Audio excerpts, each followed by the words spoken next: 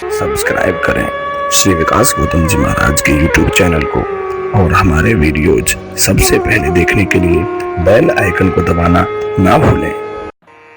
जय श्री राधे। एक बार फिर आप सभी भक्तों का हमारे इस YouTube चैनल पर हार्दिक स्वागत है।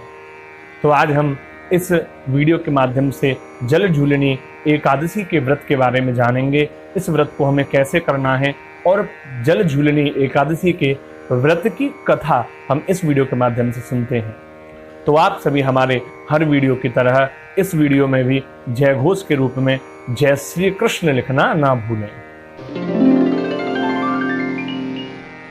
प्रत्येक एकादशी की तरह भगवान श्री कृष्ण से युधिष्ठिर ने यही प्रश्न किया कि हे प्रभु, भादों के महीने में शुक्ल पक्ष को पड़ने वाली एकादशी के बारे में आप मुझे बताइए। उस एकादशी का जो नाम है वह नाम क्या है और इस व्रत को कैसे करते हैं। तो भगवान श्री कृष्ण ने कहा कि हे युधिष्ठिर, यह एकादशी जो भादों के महीने में शुक्ल पक्ष को आती है, इसका नाम जल झूलनी एकादशी है। इसे डोला ग्यारस, पद्मा एकादशी, परिवर्तनी एकादशी के नाम से भी जाना जाता है। इस दिन मैया यशोदा ने भगवान का जलवा पूजन किया था, इसलिए इसका नाम जल झूलनी एकादशी है। और मान्यता है कि जल झूलनी एकादशी के दिन भगवान करवट बदलते हैं, तो इसलिए इसका नाम परिवर्तनी एकादशी भी है। और इस दिन भगवान का बड़ा सुंदर डोला निकाला जाता है। भगवान का लक्ष्मी नारायण का श्रृंगार करके ढोल बाजे के साथ में डोला निकाल करके पूरे शहर में, गांव में उनका डोला निकालते हैं, इसलिए इसका नाम डोला ग्यारस, डोला एकादशी भी कहा जाता है।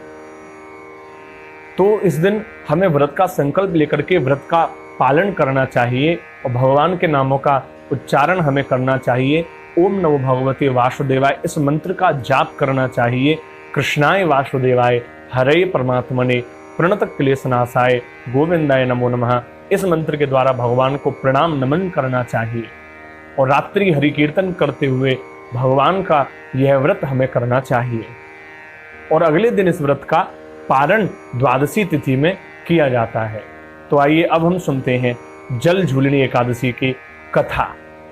जल झूलनी एकादशी, क्योंकि मैया यशोदा ने इस दिन भगवान का कुआं पूजन किया, जलवा पूजन किया, इसलिए इसका नाम जल झूलनी एकादशी है।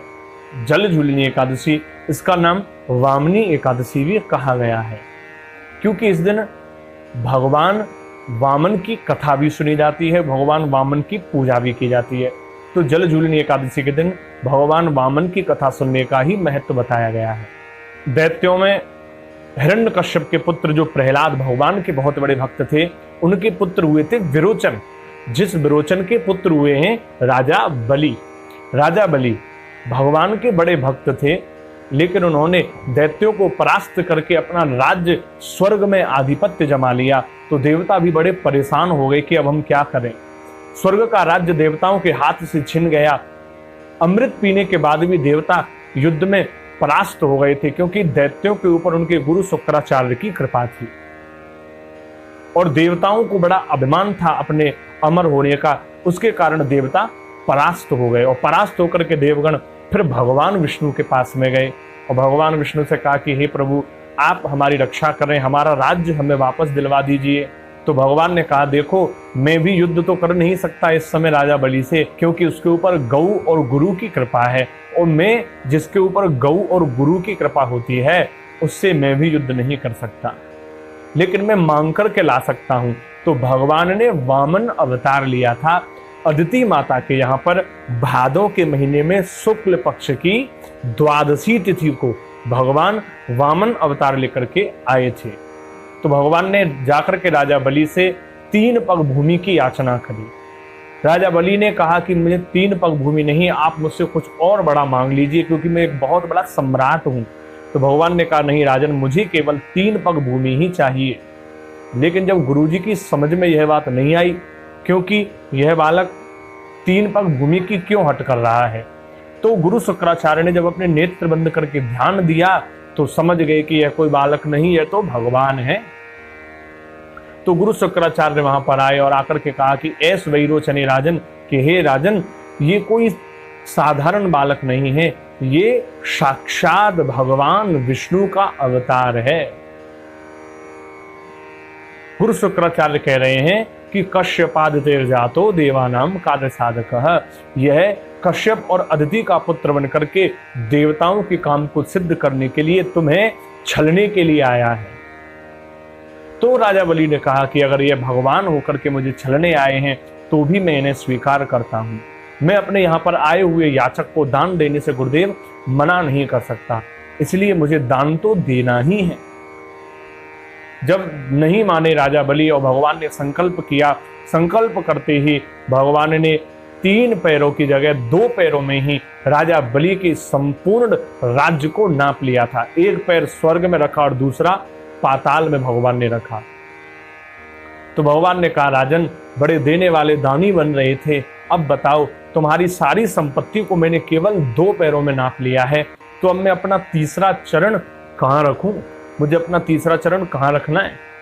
तो राजा बलि ने कहा कि प्रभु आपने मेरा राज्य नापा है, मेरा साम्राज्य नापा है, लेकिन उस राज्य का जो राजा बलि है वो तो भी बाकी है, तो आप अपना तीसरा चरण मेरे सर के ऊपर रख दीजिए और मुझे भी आप अपनी शरण में स्वीकार करें। तो राजा बलि की इस भक्ति से भगवान अत्यंत प्रसन्न हो गए और भगवान ने राजा बलि को वरदान भी प्रदान करे। उन्हें अगले मनवंतर में इंद्र पद प्राप्त करने का भगवान ने वरदान भी दिया और पाताल का राजा भी भगवान ने बना दिया। और भगवान ने कहा कि हे राजन, तुम्हारी और भी कोई मनोकामना हो तो वह वर तुम मुझसे मांग लो। तो राजा बलि ने भगवान से कहा कि मुझे आप ऐसा वरदान दो, मैं जब भी अपने महल के बाहर जाऊं तो आपका ही दर्शन करूं। भगवान बोले, अर्थात तुम मुझे पहरेदार बनाना चाहते हो। राजा बलि ने कहा, प्रभु आप जो भी समझें, लेकिन मुझे आपसे यही वरदान चाहिए। तो भगवान ने कहा, राजन इसके लिए तुम्हें परिवर्तनी एकादशी का व्रत करना पड़ेगा, जलझूलनी एकादशी का व्रत करना पड़ेगा, उसके प्रभाव से मैं तुम्हारे यहाँ पर यह रूप लेकर के आऊंगा। तो एकादशी की कथा के महत्व के अनुसार राजा बलि ने यह व्रत किया और व्रत करके उसके व्रत से भगवान प्रसन्न हुए और भगवान उसके दरवाजे पर जाकर के पहरेदार बन करके लग गए। और एक रूप से भगवान राजा बलि के यहाँ पर हैं और एक रूप से भगवान क्षीर सागर में माता लक्ष्मी के साथ में विराजमान हैं। तो यह कथा जल झूलनी और वामनी एकादशी के दिन अवश्य सुननी चाहिए। तो आज हमने जल झूलनी एकादशी के व्रत की कथा को सुना है। अगर अभी तक आपने हमारे पहले वीडियो जिसमें एकादशी के व्रत की विधि बताई गई है कि इस जल झूलनी एकादशी का व्रत हमें किस प्रकार करना है, पारण कब और कैसे करना है, वह नहीं देखा है, तो आप हमारे आई बटन में जाकर के वह वीडियो जरूर देखें, क्योंकि वह वीडियो हर व्रत करने वाले व्यक्ति के लिए बहुत ही आवश्यक है, क्योंकि पारण की विधि और पारण के बारे में उसमें बहुत ही जरूरी बात बताई गई है। तो इस एकादशी के पारण को लेकर के आप वह वीडियो अवश्य देखें और हम फिर मिलते हैं एक नई कथा, एक नई वीडियो के साथ में। तब तक के लिए जय श्री राधे।